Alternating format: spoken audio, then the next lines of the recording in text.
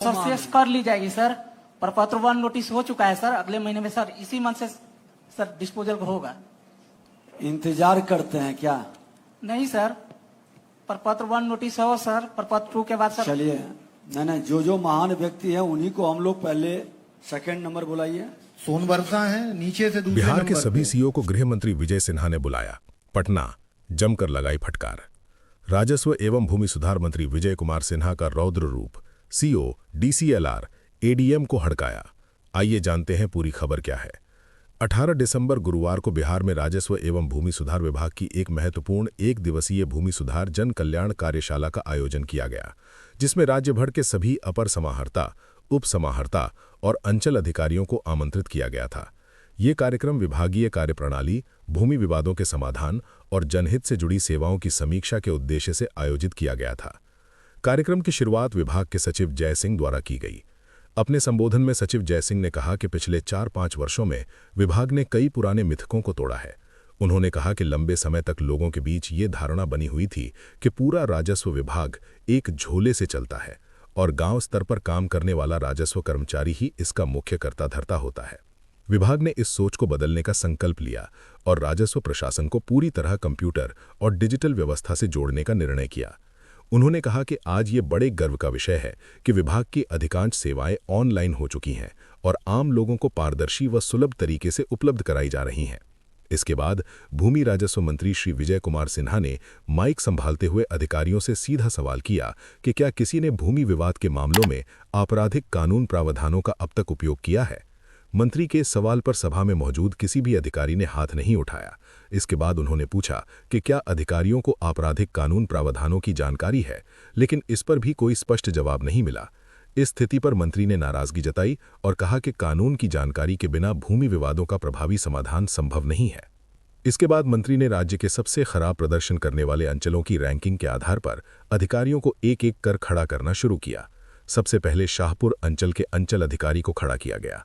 मंत्री ने उनसे पूछा कि उन्होंने अब तक आपराधिक कानून प्रावधानों के तहत कितनी कार्रवाई की है। संतोषजनक जवाब नहीं मिलने पर मंत्री ने कहा कि जानकारी के अभाव के कारण ही उनका अंचल सबसे नीचे है।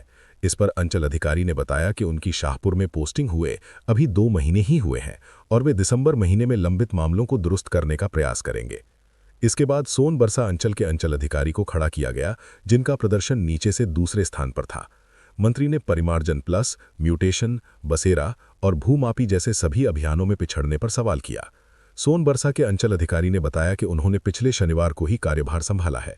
मंत्री ने उनसे पूछा कि उनके पहले अंचल अधिकारी कौन थे, जिस पर बताया गया कि पूर्व अंचल अधिकारी मेडिकल छुट्टी पर हैं। इस पर मंत्री ने पूर्व अंचल अधिकारी जितेंद्र कुमार सिंह का पूरा रिकॉर्ड नोट करने का निर्देश विभागीय अधिकारियों को दिया। इसके बाद बेतिया अंचल का मामला सामने आया। बेतिया के अंचल अधिकारी बैठक में उपस्थित नहीं थे और उनकी जगह राजस्व अधिकारी ने बताया कि वे प्रशिक्षण में हैं और धीरे धीरे लंबित मामलों को समाप्त करेंगी। बाद में जानकारी मिली कि पूर्व बेतिया अंचल अधिकारी उमाशंकर मेडिकल लीव पर हैं। इस पर मंत्री ने कड़ी नाराजगी जताते हुए कहा कि जिन अंचलों का प्रदर्शन सबसे खराब है, उनके अंचल अधिकारी मेडिकल छुट्टी पर चले गए हैं। मंत्री ने सख्त शब्दों में कहा कि ये रवैया गैर जिम्मेदाराना है और ऐसे अधिकारियों को स्थायी छुट्टी भी दी जा सकती है। उन्होंने चेतावनी दी कि भागने से काम नहीं चलेगा और विभागीय समीक्षा अब सीधे फील्ड में जाकर भी की जाएगी। इसके बाद बोधगया अंचल के खराब प्रदर्शन पर वहां के अंचल अधिकारी को खड़ा किया गया।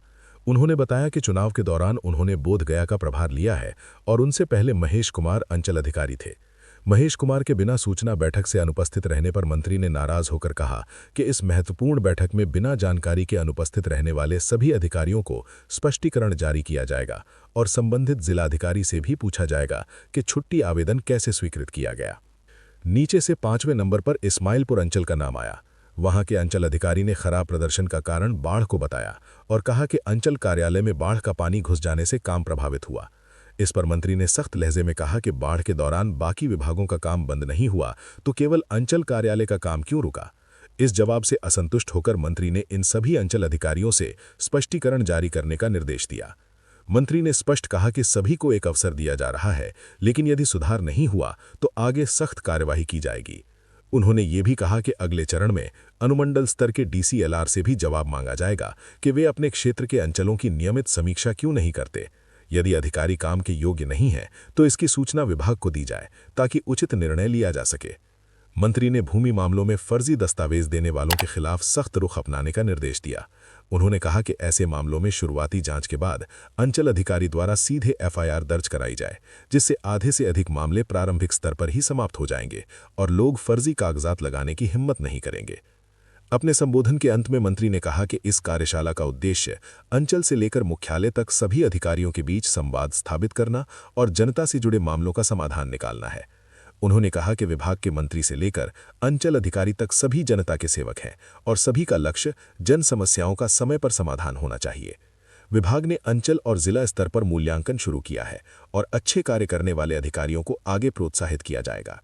मंत्री ने 31 दिसंबर तक सभी अंचल अधिकारियों को लंबित मामलों में सुधार का अवसर देते हुए कहा कि नए वर्ष में फिर इसी स्थान पर पूरे दिन की समीक्षा बैठक की जाएगी। अगले 100 दिनों में राजस्व एवं भूमि सुधार विभाग से सकारात्मक बदलाव दिखना चाहिए। उन्होंने स्पष्ट संदेश दिया कि दाखिल खारिज और परिमार्जन से जुड़े मामलों का समयबद्ध निपटारा प्राथमिकता के आधार पर किया जाए और ये निर्देश सभी राजस्व कर्मचारियों तक पहुंचे। अनावश्यक रूप से मामलों को लंबित रखने, बेवजह रिजेक्ट करने और ऊपर अग्रेषित करने की प्रवृत्ति पर रोक लगाई जाए, क्योंकि इन सभी बिंदुओं की अगली बैठक में गहन समीक्षा की जाएगी। तो ये थी राजस्व एवं भूमि सुधार विभाग से जुड़ी हुई खबर। आगे भी इसी प्रकार की खबर के लिए हमारे चैनल को सब्सक्राइब करके बेल आइकन को दबा दीजिएगा ताकि आगे भी वीडियो का नोटिफिकेशन आपको मिलता रहे। धन्यवाद।